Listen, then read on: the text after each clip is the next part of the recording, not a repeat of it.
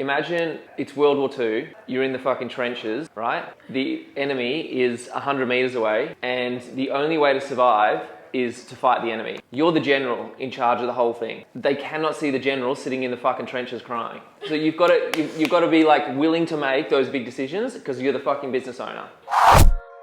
Hey, what up? It's Billy Rickman, and in today's video we're going to be talking about leadership and why it's so important right now, right in this moment with the coronavirus pandemic going on, and what it means to you as a leader. What are some of the changes that you're likely to see in your own business, and what are some of the changes you're likely to feel in your own mind? And obviously in the last couple of weeks with all this going on, and depending on when you're watching this video, but we're now probably week 3 in Australia where it's been quite serious and everything's going into lockdown.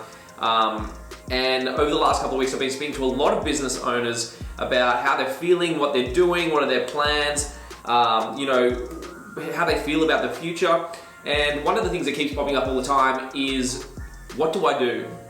And you know, the best example I give is, I think I talk about in another one of my videos, is about being a general and about, like, you know, the general, regardless of how they're feeling underneath, regardless of what is happening below the water, the general always above the water must seem like they know what to do, and they must be decisive. They must know what decision they're going to make, regardless of whether or not it is the right or the wrong decision. It's what they believe is right at that time, and they must have the strength to actually act on it and make that tough decision. Some of the decisions we're going to make over the next couple of weeks and next couple of months, and perhaps even years in your business, are going to be some of the toughest decisions you'll ever make. Things like, do I keep that staff member on? Do I hire another person? Do I keep my doors open?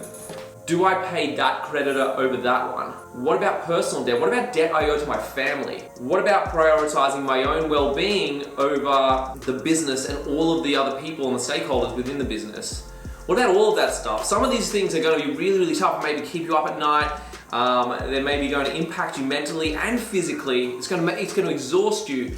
But one of the most important things one of the most important things you have to do as a leader, is be decisive. Be decisive. You cannot sit and wait for the economy to change, wait for the environment to change, wait for government policy to change. You have to be decisive. You have to take action. You must act on the information you know. Because if you sit still, you're dead in the water, and the people around you, the sharks around you, are going to eat you up.